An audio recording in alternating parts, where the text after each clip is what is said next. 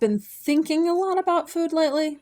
Not like as in like craving food or thinking about it in a bad way. I've just been like, how do I figure out the food piece of my weight loss journey? And I've kind of been like, okay, thinking through where I'm at, where I've gotten to, and that kind of thing. And I wanted to start out just making a video about my approach to how I dealt with it for histamine intolerance and my first root cause that I started working on, which was mast cell symptoms. I have not been diagnosed with MCAS. I do have something called Ehlers-Danlos syndrome.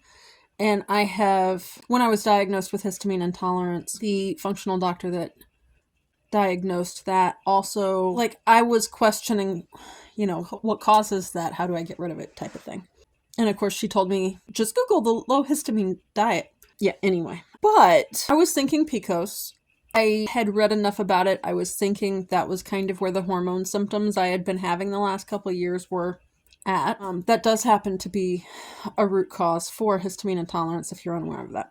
But then she mentioned that MCAS is a fairly common comorbidity with Ehlers-Danlos. I have seen on one of the seminar talks from, I think it was Ehlers-Danlos Society, where one of the doctors said that over the course of our lifetime, EDS patients, about 66% of us will turn up with mast cell symptoms at some point in our lives, even if we don't have them to the level that you would need to get diagnosed with MCAS, which is a very high bar from what I can find of the requirements. Like, you are basically going in for testing in anaphylactic shock type of thing. Like, it's extreme. Let's put it that way. So of course we don't want to get to that extreme. I didn't realize it at the time, but things like vertigo are symptoms of histamine issues and can be associated with mast cells and things. When I was diagnosed, I was actually told there is no cause. That's why it's vertigo, is because it's not linked to anything. It's just unexplained is the reasoning what I was given when I was diagnosed with it. I don't know if I can get it so that you can see it. I am drinking some high protein hot chocolate. I'm working on perfecting the recipe and I will be sharing it. It's kind of a Reese's cup vibe to it, but I think this cup was 23 grams of protein and 313 calories. Which seems like a lot, but like the regular packet that is just sort of like junk food packet from the store of hot chocolate is 150. And if you were to just make that with straight milk, it would be 300 if you made one cup. So I don't think 313 is too bad when you figure I've got 23 grams of protein in here. And then the next cup I make, I think, if I've got the math done right, will turn out to be 28 grams. And I'm aiming to get 30 grams of protein per meal. So hopefully I will have this out to you guys soon. And hopefully I can figure out, there's one element of it that is sort of not great for the histamine side if you're not controlled yet. So I'm trying to work on that. The other side, you could just swap that out or leave it and it would be fine. But I'm working on it. So expect sometime in the near future a hot chocolate recipe that is high protein. And I'm sure there is a little bit of histamine in the chocolate, but not nearly as much as people think. I don't think. Anyway, and there's other stuff in there. The chocolate is not the element I am worried about. So anyway, I wanted to tell you guys my sort of history and approach because I realized I think it got buried in another video. So this video is my approach to how I went about understanding getting control of the histamine and mast cell issues I was having. Okay? My approach, I am not a doctor. I am not a licensed medical professional of any sort. I'm not a nutritionist or a dietitian or a coach. Just me, my experience. For this, obviously, if you don't have the same root causes I do, this isn't going to necessarily help you the way it did me. If you have other root causes, it's not to say it won't help. You might pick up a couple things. I expect if you have autoimmune condition root causes, it might help because of their connection with leaky gut, but I can't say for sure on that. Obviously, use your best judgment, talk to your team. I just wanted to share in a more concise video what I am doing. Or not what I'm doing, what I did. Because I was diagnosed with histamine intolerance in 2019. And, well, I had it pretty well under control over that winter of 2019 to 20. Basically through a strict regimented eating. And once I got the symptoms down at the beginning, I basically just went into, okay, I'm going to very systematically do all these things. And it worked until the shutdowns happened and I wasn't going to work every day. I wasn't, it was hard to sit there and do the preps that had worked well when I was taking my lunch to work and that kind of thing. And suddenly I was feeding 3 of us for lunches and not just one, and everything. And then of course all the stress. It was very stressful back then. I had had chronic hives pretty much all summer 2019. Was diagnosed in October. Took a few weeks to kind of research and look up this diet she had told me to Google. I finally found one piece of advice, and I actually can link that video down below. And it basically said, pick one thing from each category and then just eat that until your symptoms subside. So what I chose was boneless, skinless chicken breast, and I was buying that frozen from Aldi's. It's in the freezer section. It's flash frozen. You can actually get breast, thighs, I believe tenderloins are all options that way, and they're all boneless and skinless.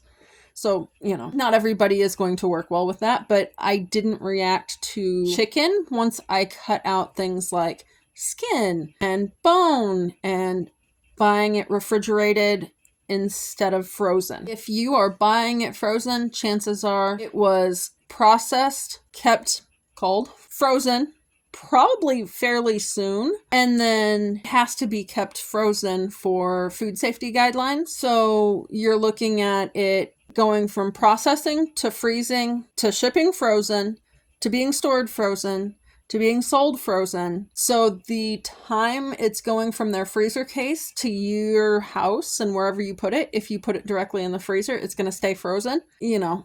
I have, even when I've had things come in this was really not temp controlled like they claim from Instacart. It's not been that item. I've never had like half thawed by now. And then I started off with peas because I had a lot of peas in the house at the time.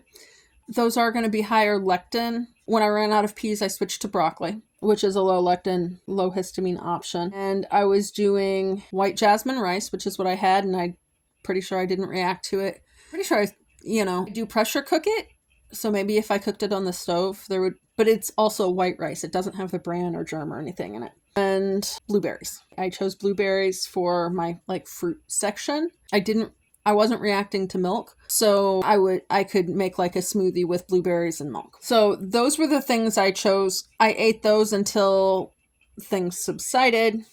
When the hives went away, which was there was a major reduction by a week, and then by 2 weeks they were gone. Okay. I started introducing other foods. Now, mind you, I'm eating chicken, broccoli, rice, and blueberries and milk. Okay. So I think the first one I introduced was like teriyaki chicken. Maybe it was beef and broccoli. I don't know. It was just very incremental. And then I would rotate those. And then once that was okay for about a week, then I would add in another meal. So and I would try and only add one ingredient at a time. So or maybe 2. I started using unfermented liquid aminos, which is soy-based. So theoretically there's lectins in it because it's not fermented either. But it's also not fermented. So it's not as high histamine that way. And because I was making all this stuff in the Instant Pot, any lectins were mixed in the Instant Pot. So that was pretty safe. And I just started adding meals in. Okay. And then the shutdowns happened and things kind of went ballistic. Now, in that same time frame, I had some dental issues going on. I'd had crowns put on, and the dentist didn't listen to the way the oral surgeon had wanted them put on the implants and things. So there was cement used, which started eating away at the bone. The shutdowns happened. So then I was in this situation where at the beginning of June, shutdowns happened in March, beginning of June, the oral surgeon could open up again, and I wound up going in. I lost one of the implants completely, and had to get a bone graft in that side. And then he was able to just pack in bone grafting around the other site and get it to heal. Like the stress, because of the shutdowns, I was kind of all over the place. But then once that happened, I was sort of down. I was having major dizziness. I couldn't get out of bed for more than 15 minutes. I had a lot of time to sit down and research because I couldn't really do anything else. And it's like, okay, obviously this is not working because, of course, the hives were back and all sorts of other things. So I started researching and basically wound up landing on a 3-pronged approach to how I was going to try and tackle any mast cell related issues that may have been happening, because that's what the functional doctor had said she thought was a likely candidate. And so what I did, it's like, okay, how do mast cells work? You know, so I started like researching this kind of thing, and there are I don't want to say a large amount. Mast cells in your body are more concentrated in your gut and your skin. Basically, think places where things can invade your body. It's like, well, okay, that makes sense. If somehow mast cells are tied into these food reactions, that would make sense. If they're in the gut, it kind of made sense that if there was any issues with my gut digestively or whatever, that could be causing problems. And so I tried slippery elm, and it was like the lowest dosage I could get or make or whatever, I think. Well, when I was doing the capsules, I was doing 500s. I was doing a size 0 capsule, which is the smaller of the two. Normally for stuff like that, I'll test it out with store-bought. I'm not sure I did that this time, but I was able to get the slippery elm powder and just capsule it. But I probably looked at what the dosages were. If you were to buy it already capsuled, do not recommend trying to drink it in a tea. It's very bitter. That helps. It's a mucilagenic, I want to say. Anyway, it kind of helps coat your gut lining which kind of, it helps shore up that mucousy layer that helps protect the lining of your gut. And then the second piece of that puzzle was I tried to lower the amount of lectins in my diet. Now, lectins are a protein found in plants, sort of a long-range protection of the species type of a play. You can come say hi. And anyway, this is going to be kind of like, I can't point you to a video where it explains all this, but it's the way I understood and internalized it.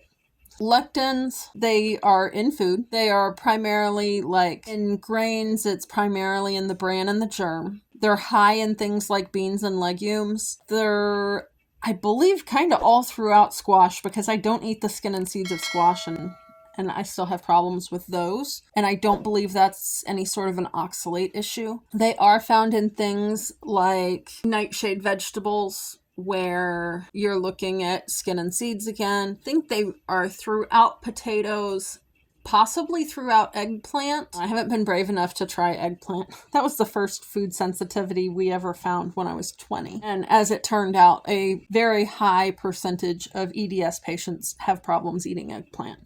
And since it just leaves me not wanting to get out of bed for 2 days, I'm good without it. I don't know, maybe I will get to the point I try it again at some point in this process, but for now, it's a no. It's going to be way down on the list of things I try. I can't really give you any great resources. The most abundant resource for learning about lectins or eating in a low lectin manner would be Plant Paradox and Dr. Gundry. The general vibe I get from him and his comment sections is not great.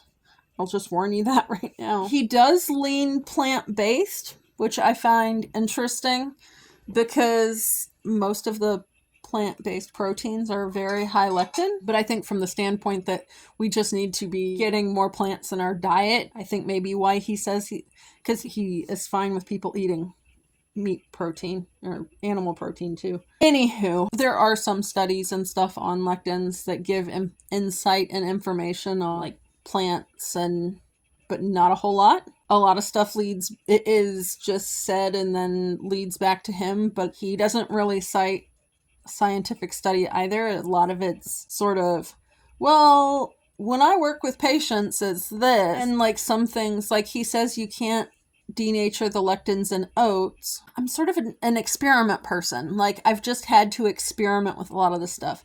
I can dry pressurize oats in like a pot and pot situation for 8 minutes. Now, granted, I mean, that's more than, well, it is double what I do for things like tomatoes or potatoes. And then once I pull those out, pull any that have been wet or gotten condensation on them, dry anything, or pull, I typically just trash those. And then I make sure to, like, in an oven with the door cracked so it pulls moisture out. Make sure the oats are dry, and then I can use those in other recipes. Quite frankly, that's just a pain in the butt, and it's not worth it to me. I don't like oatmeal. I think it, texture-wise, is about like snot. So, I like no-bake cookies. Probably not great. I still react to the sugar in no-bake cookies. But, like, when I was playing around and testing that kind of stuff, it worked really well for things like oatmeal pancakes and stuff like that. It gave me another sort of flour source I could use. But again, he says it's impossible. I don't know. I think maybe he just hasn't tried a lot of ways, because he seems to be very of the mind, cut things out if they contain lectins rather than figure out better ways to process them, to cook them and things. I do pressurize stuff like tomato products for 4 minutes, or potatoes if I'm going to use those. Corn's another one. And I have, because of how restrictive the low histamine diet is, I want to consume less lectins, and I want to try to find ways to not have a super restrictive diet where I can't eat anything. So instead of I'm just never going to eat tomatoes, I'm going to choose recipes where I can pressure cook them without a huge loss of quality, and then I would be able to eat that. I think I've got a cabbage roll recipe where it's like, if you can't handle tomatoes at all, and maybe that's one of those things that you would need to, okay, I'm going to start with the meat and cabbage roll part and not do the tomato sauce the first time. And then if you don't react to that, go back in, pressure cook it with the tomatoes, or like do one section in your pot and pot of the cabbage rolls and then one section with the tomato sauce, so you can vary your level of tomato and test it and see. The cabbage roll recipe is in my Foodie Friday playlist. But I just that was sort of, okay, what can I eat and expand out of the strictly low histamine stuff, and not, y'all, I like food. It has to taste good. I'm talking about lectins. Basically, here's the thing with the lectins. You eat something that has lectins in it, okay? Lectins are often denatured by cooking, not necessarily all the way, and some of that depends on how you cook it. So pressure cooking gets rid of more than regular cooking. Sometimes it's how long are you cooking it. Things like soaking and then getting rid of the cooking that liquid, and then that but that raises histamine. And see, that's where a lot of this stuff, it doesn't work well for me. So anyway, you consume something that has lectins in it. That weakens, the lectins will weaken the junctures in between the cells in your gut lining. And then it's kind of like a game of Red Rover in your intestines. Once you get that happening, then you wind up with larger molecules in your bloodstream. So instead of having, say you have a peanut butter and jelly sandwich, instead of that getting into your bloodstream as, hey, some protein and vitamin C, it's like, there's peanut butter and jelly. Well, the problem with that is peanut butter and jelly isn't recognizable to your system. So then your mast cells are kind of guarding your system. Hi. You did not have to acknowledge me. I'll cut it out later. Anyway, I acknowledged Charlie. He actually came on screen and said hi. Okay, but everyone will want you to keep that in. What? The Charlie, yes. And I'm not joking about that either.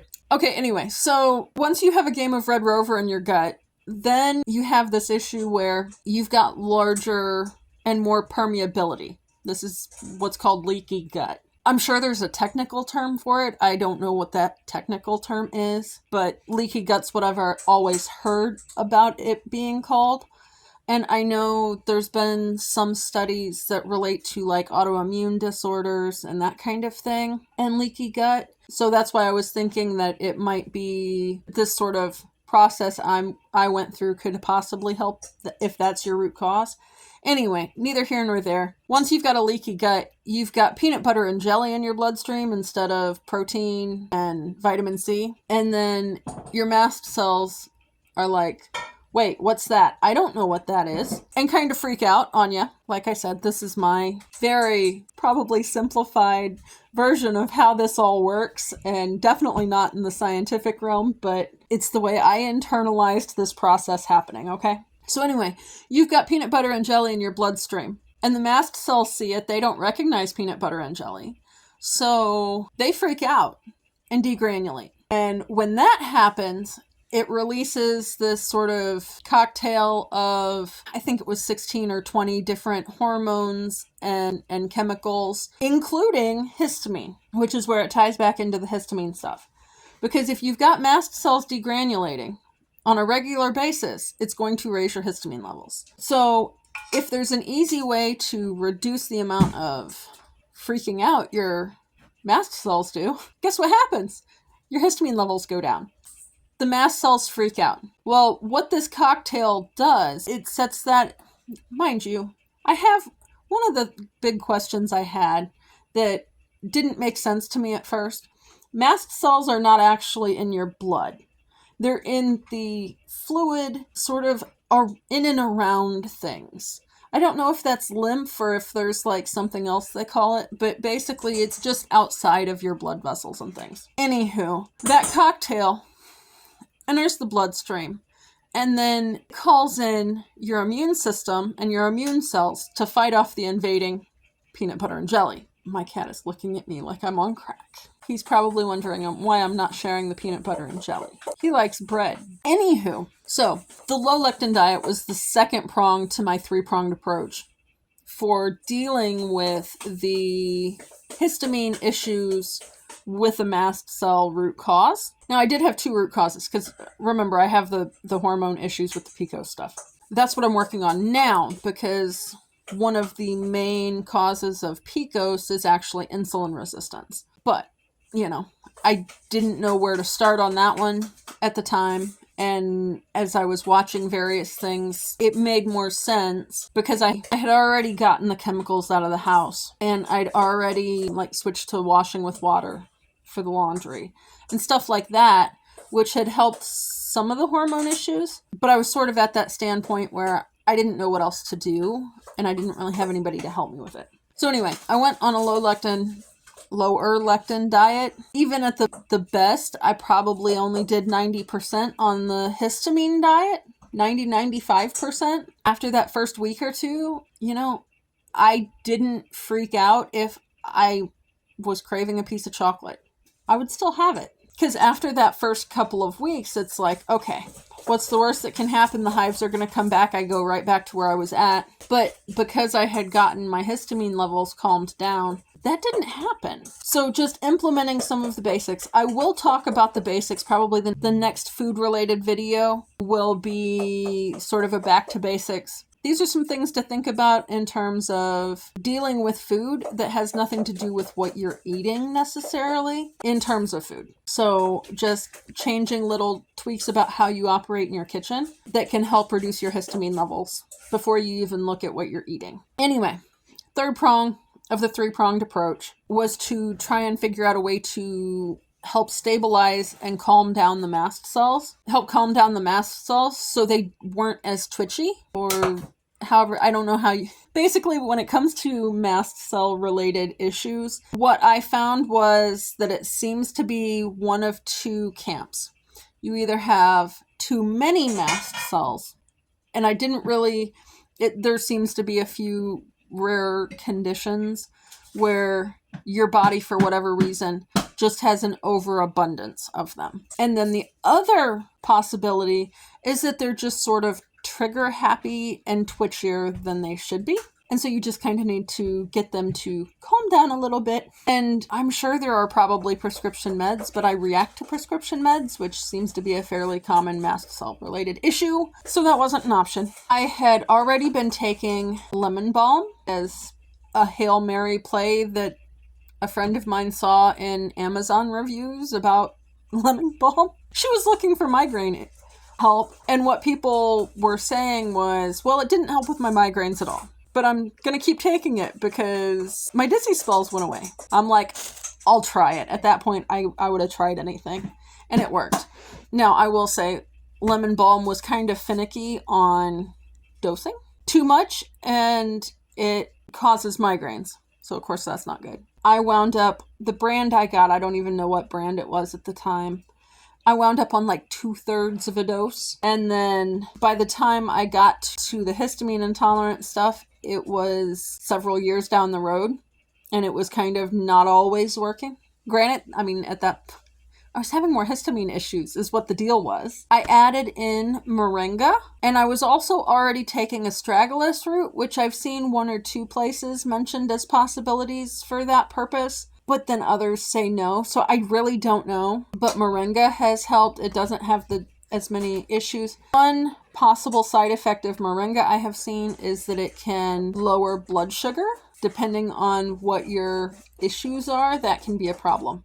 And that has occasionally been a problem for me when I had the crud that we can't name on here, and I wasn't able to really eat because I couldn't eat without coughing, and was having a lot of problems with that. Now, granted, I mean, that was not the major issue. But anyway, so added in that. I actually took the lemon balm out for a while. I've since gone back to 1 in the morning, 1 in the evening. That way there's not as much of any one herb, you know? I don't know. Part of me would really like to take a course in herbalism or something. It's just most of them are on the West Coast, and it's just I don't have the bandwidth. I did school for a lot of years, and I don't really I'm not ready to go back. So anyway, that is my 3-pronged approach, and why lectins have come up in my histamine intolerance journey. And then the sort of journey down, how am I going to fix the food issues that have cropped up from my histamine intolerance journey? Or possibly before, I don't know. The next video in this series is going to be a back to basics on things you can do to reduce histamine in your food, completely independent of what those foods are. Other things I'm thinking about are sort of a deep dive into protein and how that's affecting my journey, how to convert recipes to low histamine or to high protein, or maybe both. A look at protein powders and how that can affect the lectin situation or histamine situation, because I think some of them are fermented. Stacking proteins is another one I had thought about, and is how I'm playing with this. And those are just kind of ideas I've had outside of actually specific cooking of recipes, because I have had some requests to get back to, hey, can you put out some recipes that are low histamine or whatever? Like I said when I started with the Body Slims videos, I don't know for sure how to help with the histamine. I don't have a testing mechanism anymore. If I reacted to it before, I didn't put it out, but I don't really have that as an option because I'm not reacting to histamine stuff. I can go by basic guidelines as to, that kind of thing, which is what I did to make the original low histamine recipes I was doing. So anyway, if any of those topics are particularly interesting to you and you would like me to start with those, let me know. Otherwise, I'm just going to kind of record these and they'll come out as they come out. Probably intermixed with the others, or I might pick a different day and do food stuff on one day and the other stuff on a different day. I don't know how that's going to work because 2 videos a week was a lot when I was doing that before. So anyway, I will talk to you guys later. Have a great night.